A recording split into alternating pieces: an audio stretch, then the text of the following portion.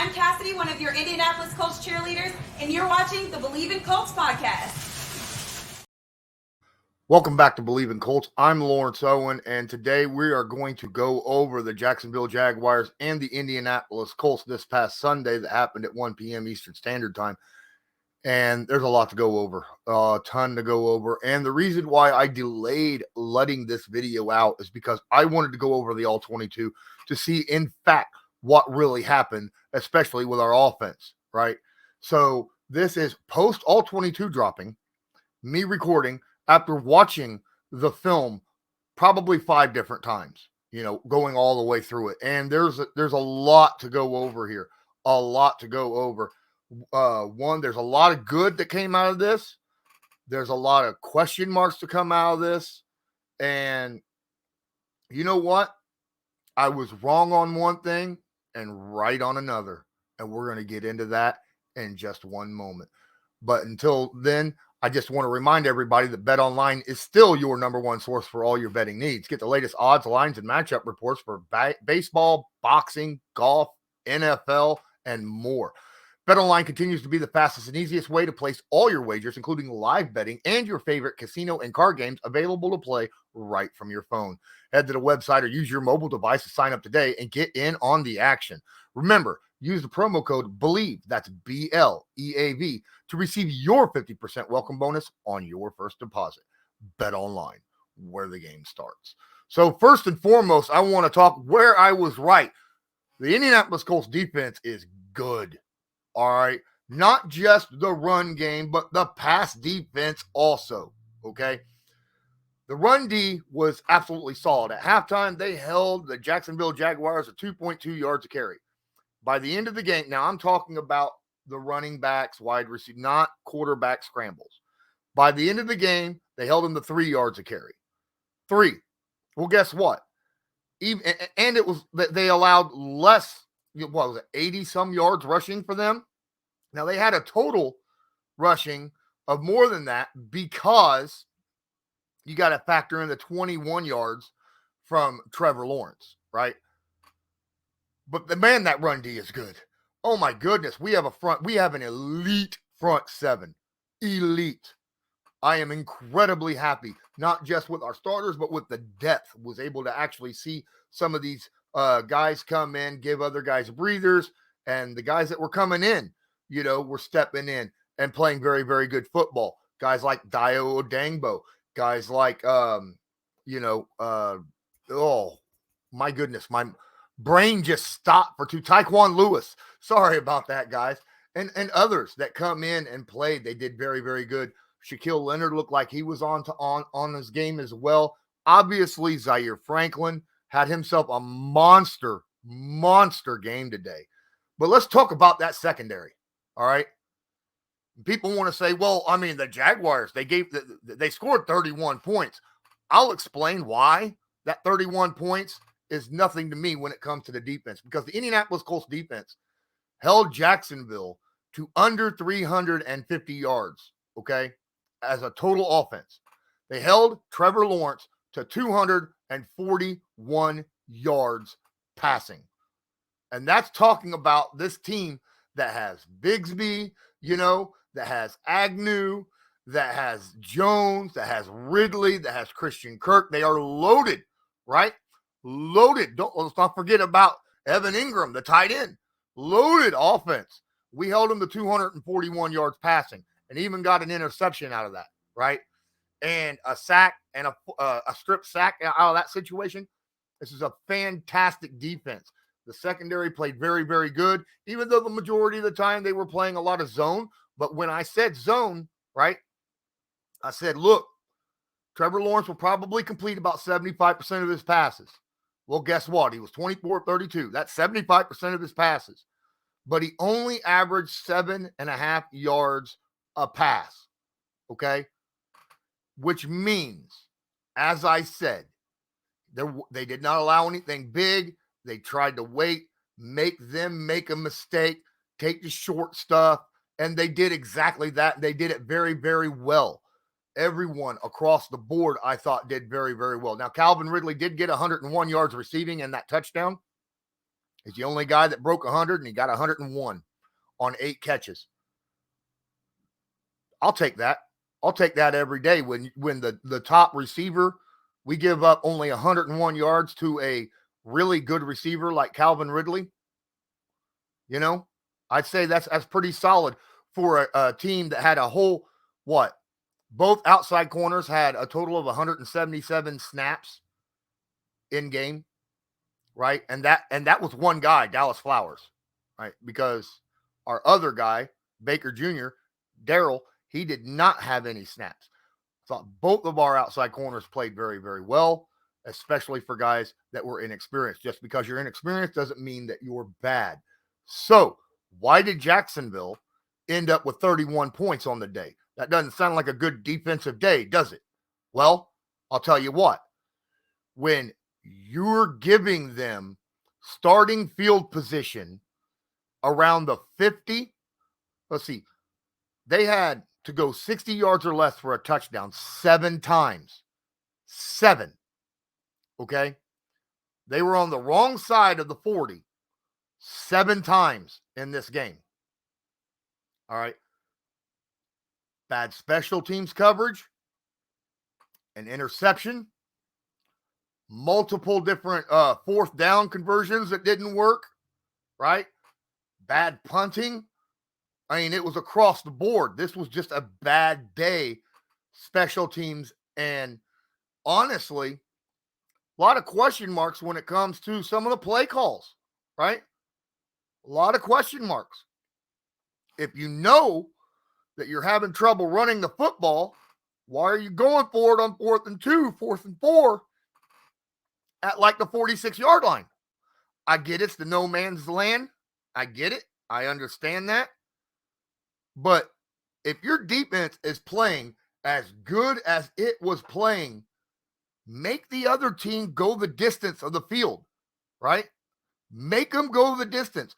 Don't put a bunch of pressure on that defense. Let them have room to work. You have Rigoberto Sanchez. Granted, he wasn't punting the best, but most of the time he was punting out of his own stinking end zone or somewhere close. All right? I don't want to see that. I want to see better decision-making when it comes to this. If you're only getting 2 yards of carry, and that's on 1st and 2nd down, and you're looking at 4th and 2, you know the defense is expecting you to run the ball, whether it's with a running back or whether it's with Anthony Richardson or something of that nature. Probably ain't going to get it. Punt the daggone thing. Punt it. All right? If you don't have faith in Matt Gay, the guy that you're paying more than any other kicker in the NFL, you don't have faith he can hit a 60, 61-yard field goal, punt it. That's my thought process on it. All right? Now, we got that out of the way. Let's talk about the offense.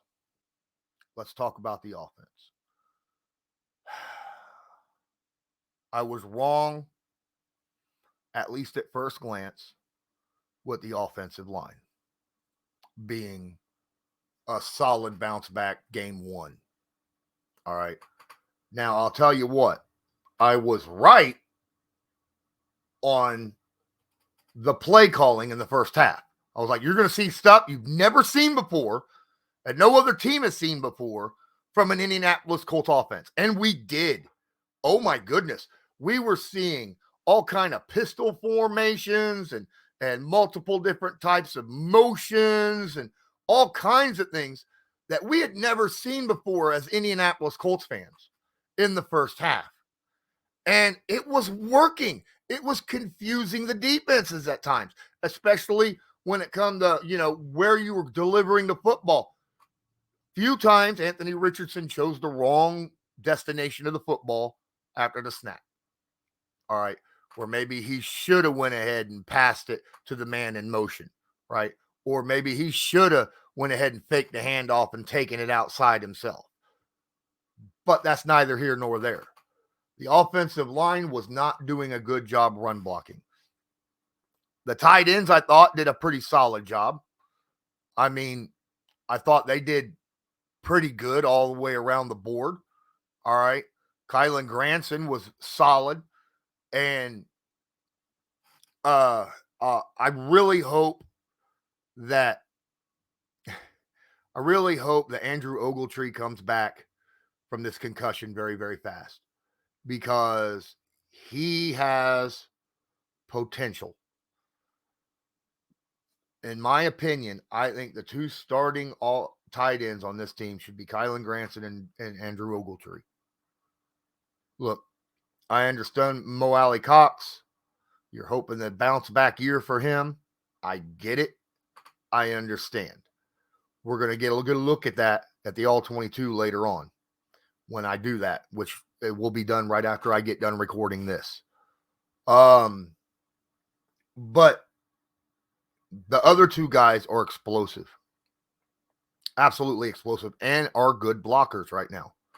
Utilize them. All right. Wide receiver wise, I think Alec Pierce was targeted once. I think near the end of the first half. There was a few plays that were left out there in the passing game that I was, I don't know. I figured that Richardson should have done something differently, but he's young. Anthony Richardson, holy crap. Anthony Richardson was fantastic. In the first half, dude had an 80% completion percentage. 80% completion percentage in the first half. Now, he finished off 65%, which is way higher than where people were putting the line at being, okay with, right? Most people were saying 60%, and you're like, yay, right? He had a 65% completion percentage at the end of the game. He's 80% at halftime. What happened? He started becoming very erratic in the second half in his passing. And again, expect that. I think he had 9 passes that you could put on him for why they were incomplete.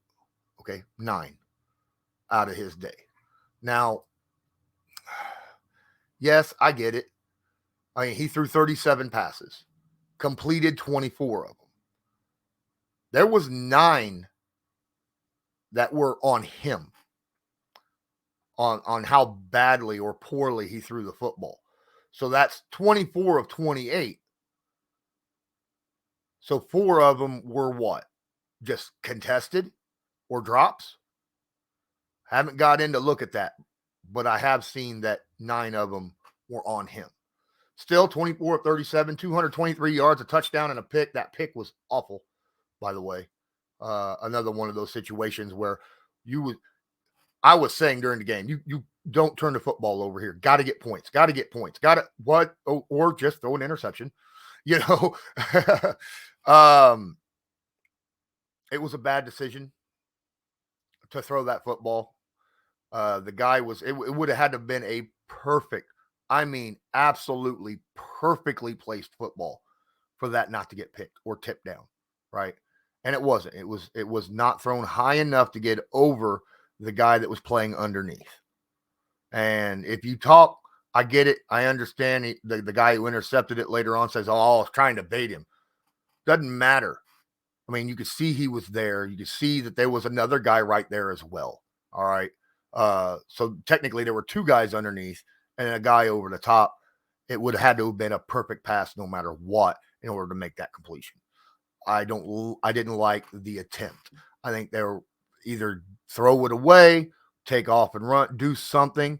Don't make a pass that has a very, very, very tiny window of making it a complete pass. You got to look at the pluses and the minuses. If that pass is off even a little bit, high or low, it's an interception. All right. When you're going to throw like that, you just don't throw passes like that. Okay. The incompletion to, say, Mo Alley Cox earlier in the game. That's a pass you throw. That's a pass you absolutely throw because he threw it a little high. No way on God's green earth that the defender could have got the football.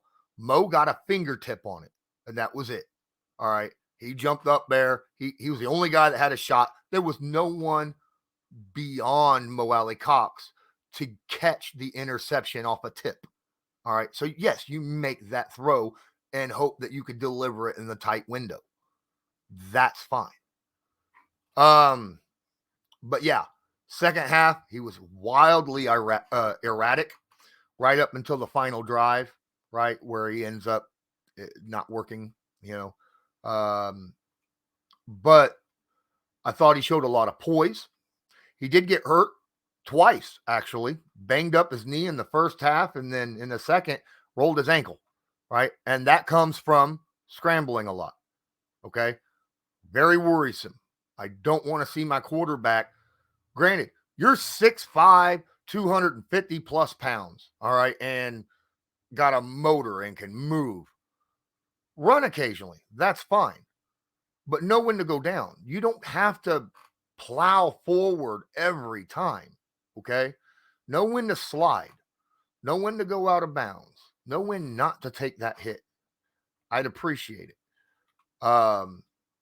Sometimes you just fold and take the sack, right? Sometimes you can do that.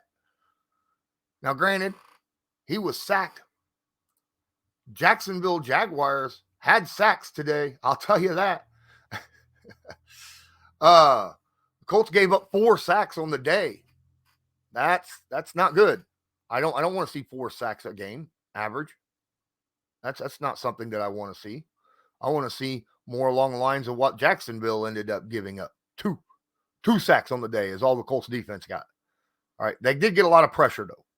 And as I said, I didn't expect a lot of sacks because Trevor Lawrence likes to get rid of the football quick. But let's be fair here. The thing that stopped the Indianapolis Colts is the fact that they could not run the football. Okay? That's what hurt this team. You can't walk into a game and average what the Indianapolis Colts averaged at running the football. Deion Jackson had 13 carries for 14 yards. Evan Hall, 1 carry, 1 yard. Jake Funk, 2 carries, 10 yards. Ladies and gentlemen, the running backs had 16 carries for 34 yards. That's 2 yards a carry. No. We got to do better than that. Okay? I mean, Anthony Richardson had 10 carries for 40 and a tug. That's only 4 yards. If Anthony Richardson's only getting 4 yards a carry, there's something wrong when it comes to the whole running game in general.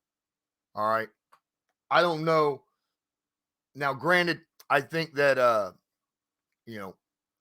Jacksonville played a lot of zone coverage.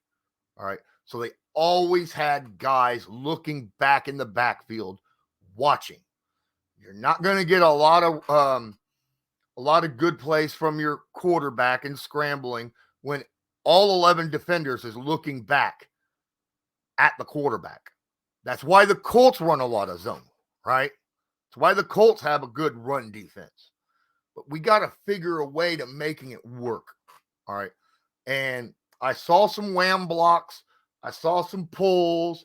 I've seen a lot of different type of blocking schemes in this game by the Indianapolis Colts.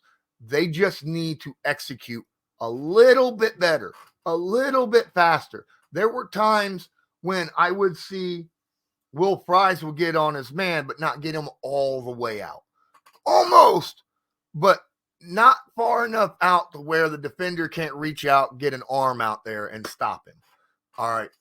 We're used to seeing holes the size that, semis could drive through, and Jonathan Taylor just take it 70 yards. Look, from what I was seeing on that, and everybody's like, oh, Jonathan Taylor, he would have done so much better. This was better for Jonathan Taylor. No, not in this game. The holes weren't there. Jonathan Taylor might have averaged a yard more a carry. So that's what? 3 yards a carry rather than 2?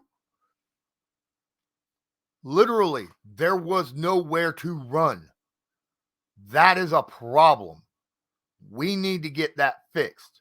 Shane Steichen and the offensive line coach needs to get together, figure out what the problem was, and get it fixed ASAP. Because if there is no run game, then this Indianapolis Colts offense don't stand a chance all season. you're putting a lot of weight on the shoulders of a young rookie quarterback who already doesn't have a lot of experience. Got to get the run game going. And it all starts with the blocking. So let's get that going first and foremost. Guys, make sure if you're watching this on YouTube, smash that like button, hit subscribe. If you're checking this out on an audio podcast, man, I'd appreciate you sharing it and leaving a comment, a review. That'd be awesome. And then go to YouTube, check out Believe in Colts or Lawrence Owen, my page on YouTube, and go check it out because there's always film rooms. There's always more stuff you could check out. And until next time, I'm Lawrence Owen. This was Believe in Colts, brought to you by Bet Online. And as usual, go Colts. Do you believe?